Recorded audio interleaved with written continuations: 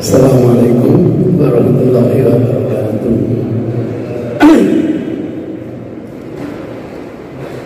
Innal hamdalillah nahmaduhu wa nasta'inuhu wa nastaghfiruh wa na'udzu billahi min shururi anfusina wa min sayyiati a'malina. May yahdihillahu fala mudilla lahu wa may yudlil fala hadiya lahu.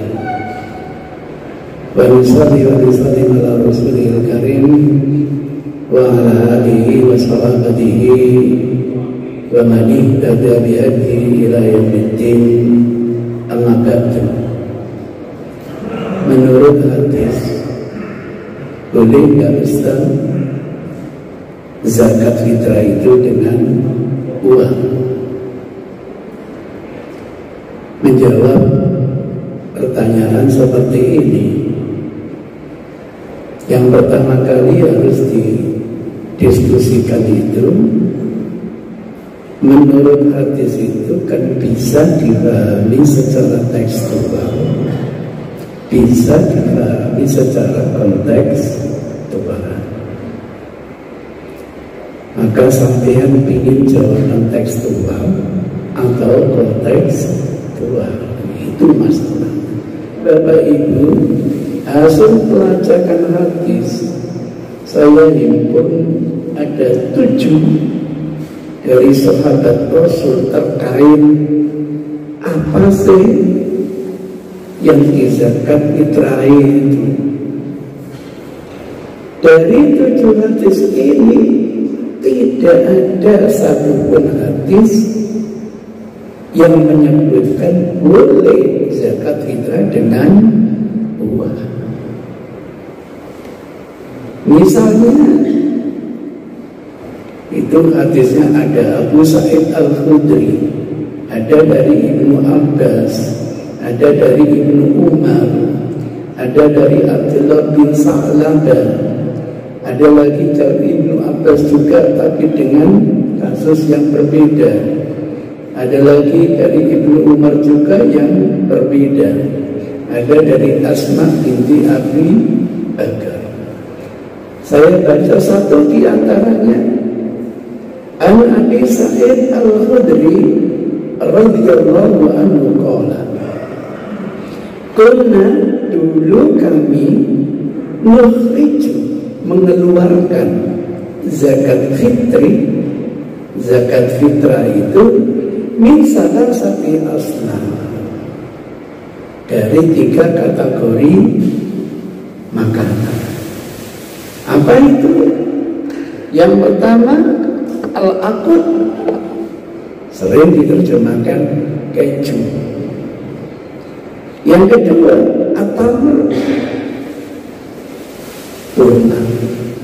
Yang ketiga as-sabi, gandum yang sudah dideplok, bisa jadi bahan bubur, bisa jadi roti.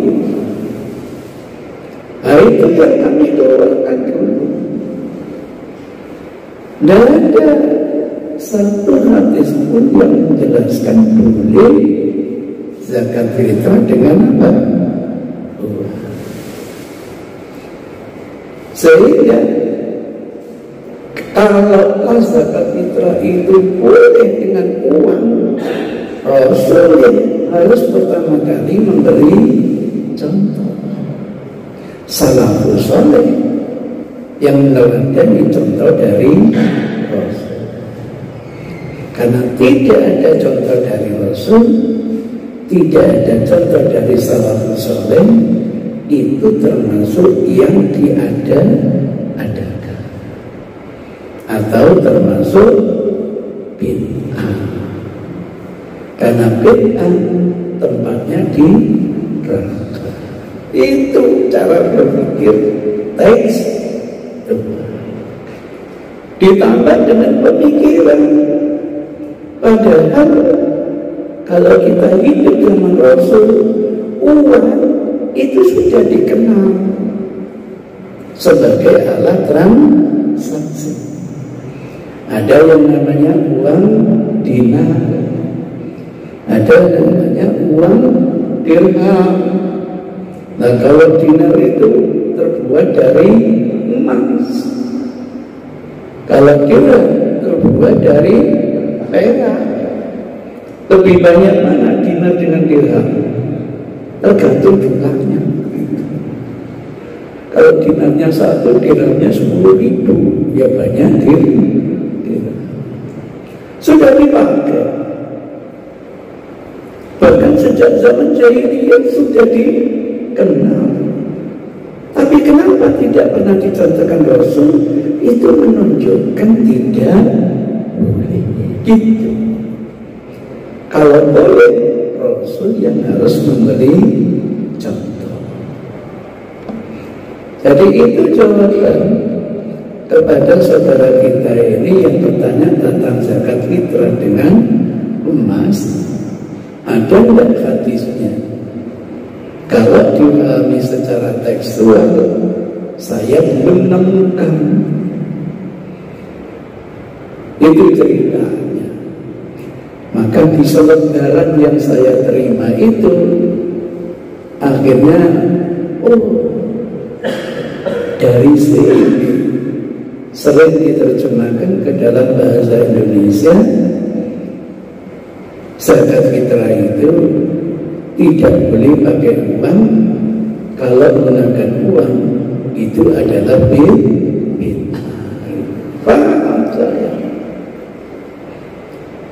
Sekarang gimana Ustaz kalau dipahami secara kontekstual?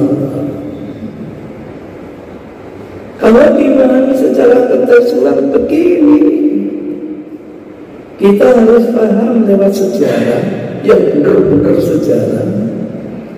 Kondisi real ketika kita hidup bersama Rasul itu, ketika di Madinah, wujudnya seperti apa? Nanti akan ketahuan.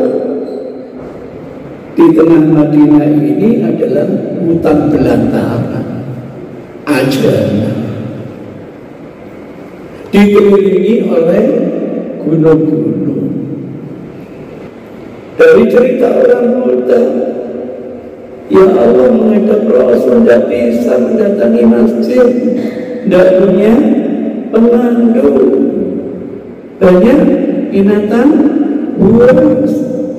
Nah kalau kita hidup di wilayah seperti ini, pasti mencari makanan sulit. Ini namanya mencari tahu kondisi realnya seperti apa. Cari kurma sulit, gandum tambah sulit. Dari mana kita mengkonsumsi itu? Dari balik gunung, dari wilayah Kuba. Sampai sekarang pasar kurma itu ada di Kuba. Sehingga apa?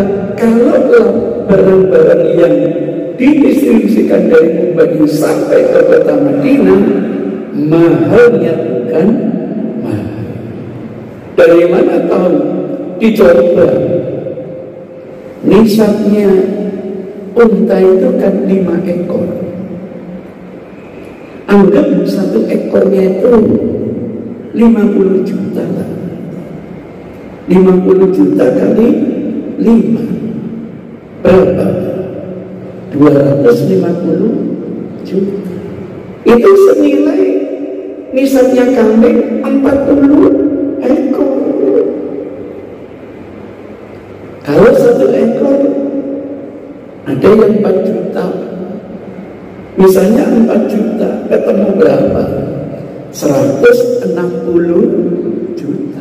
Kalau 5 juta, berarti ketemu 200 juta. Itu kalau dibanding dengan makanan, hanya 5 waksan, 5 piko. Katakanlah 1 piko itu 1 kuintal lah. Jadi 200 juta itu dirupakan makanan kurma, zabib. Dapat berapa? Dapat 5 kuintal. Dibagi 200 juta diporong 500. Kalau gitu harga 1 kilonya itu berapa? 200 juta dibagi 500, berapa kira-kira?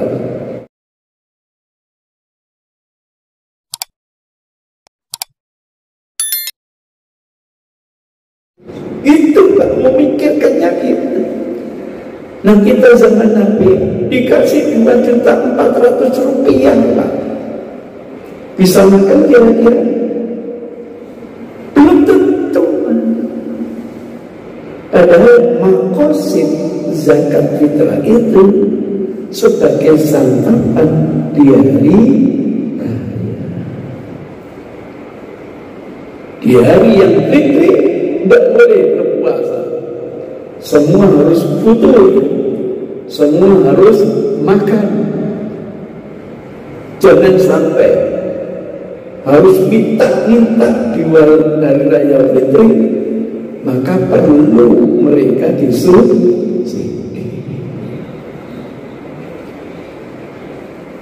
Disubsidi pakai apa? Ya bergantung. Besok bisa makan nikmat itu pakai apa? Gitu. Itu bicara namanya konteks. Nah kalau masyarakat Gresik, Masya Allah, lebih baik dikasih uang Ustaz. Kenapa? Di tempat kami banyak penjual makanan, sehingga kalau dikasih uang, tinggal hari raya datang, duduk manis, tunjuk saya mau makan itu sama itu, maklum tinggal bayar. Gitu. Tapi di wilayah yang mungkin sulit makanan, semestinya lebih efektif biar besok tidak berpuasa bisa makan, kasih bahan baku makan. Begitu cara berpikirnya. Lebih efektif mana masyarakat ini untuk besok bisa makan, apakah diberi bahan bakunya atau diberi apa? Uang. Terkejut. Menurut saya Ustaz, zakat fitrah itu enak dengan uang. Kenapa? Dengan uang Ustaz.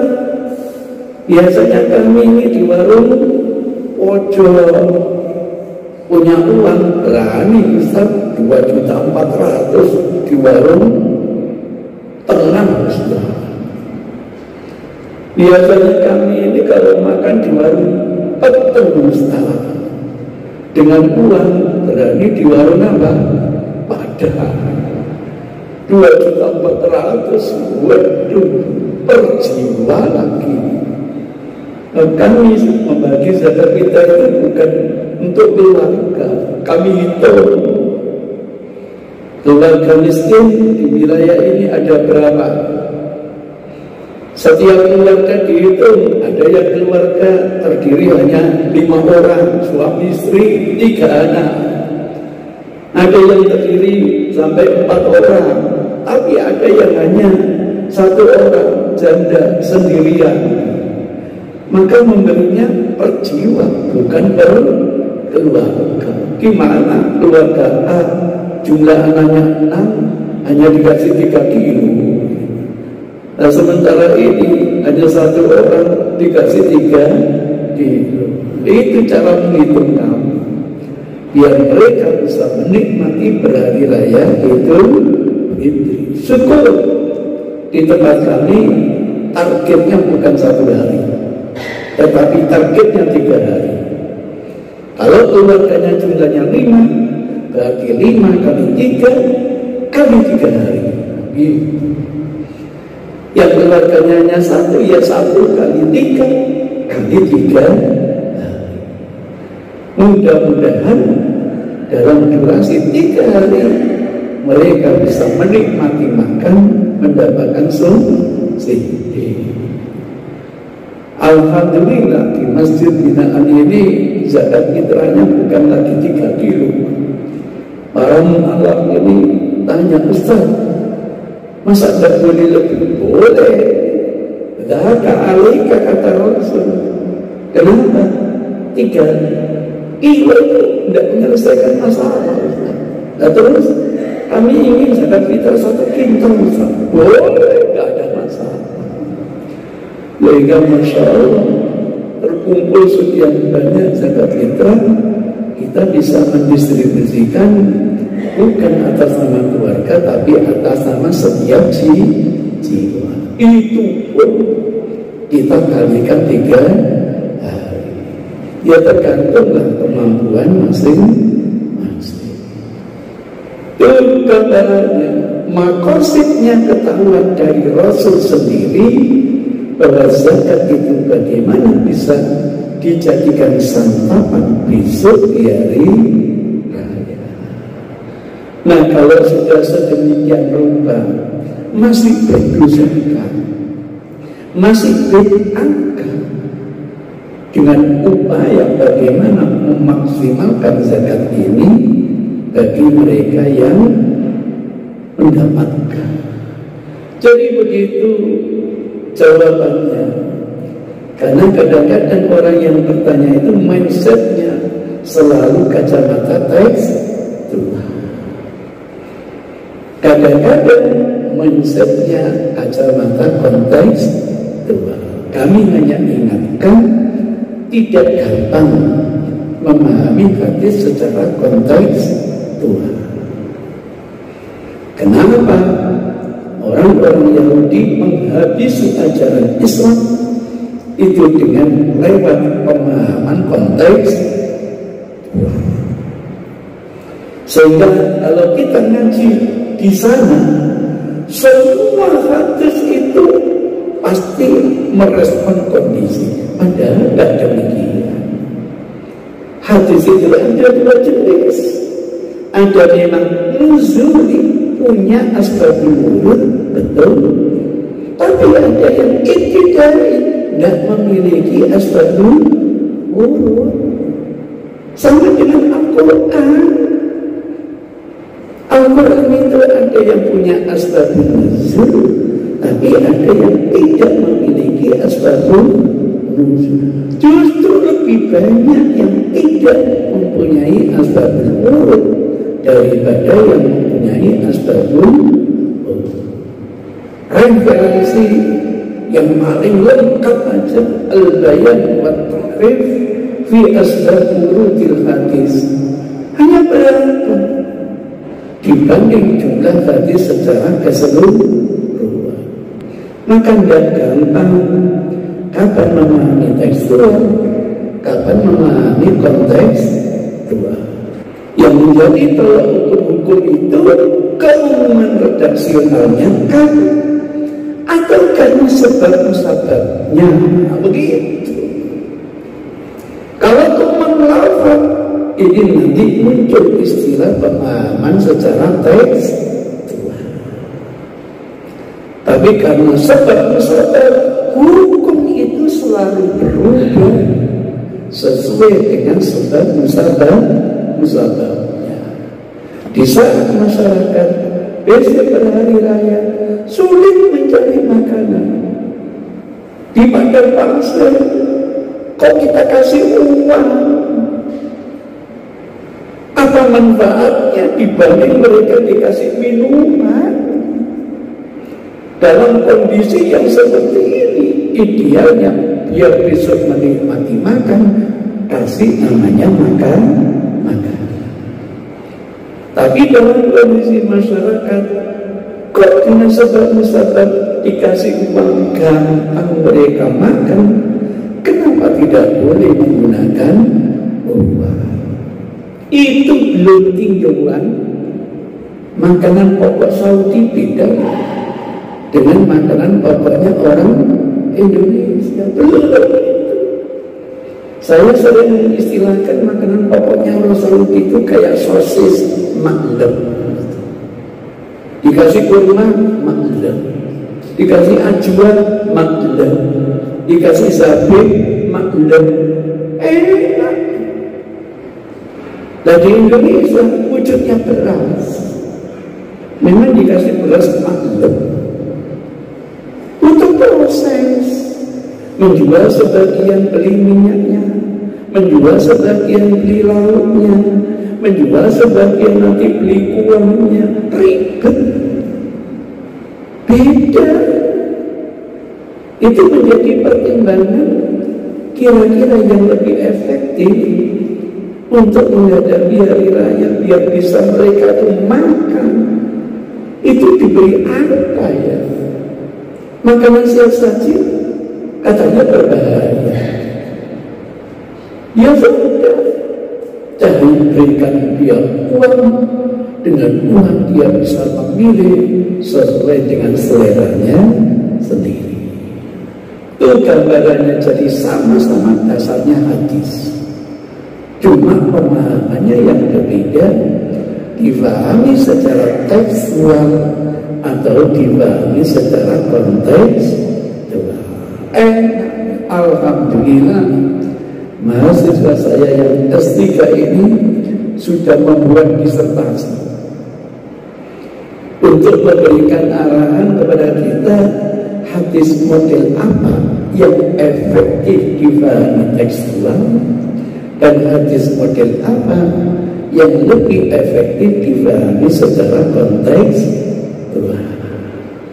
Dengan cara seperti itu, kaidah yang dulu dicanangkan oleh ulama semacam Imam Syafi'i dan kawan-kawannya bisa eksis. Kita ini hanya di Inggris kan aja mulai kamu ngapain ikut Yahudi, bukan ikut Yahudi.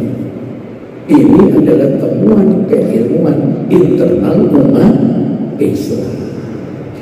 Dan mudah-mudahan setiap kita bisa menahan diri memahami. Maka sekali lagi, jangan menilai orang lain dengan kacamatanya sendiri. Tanya dulu, sampai kok zakat fitrahnya pakai uang. Oh iya, saya memahami hadis tidak secara tekstual, secara kontekstual. Apalagi menyalahkan orang lain dengan kacamatanya sendiri. Dan mudah-mudahan ada guna dan manfaatnya. Hidayah wa taufiq. Wassalamualaikum warahmatullahi wabarakatuh.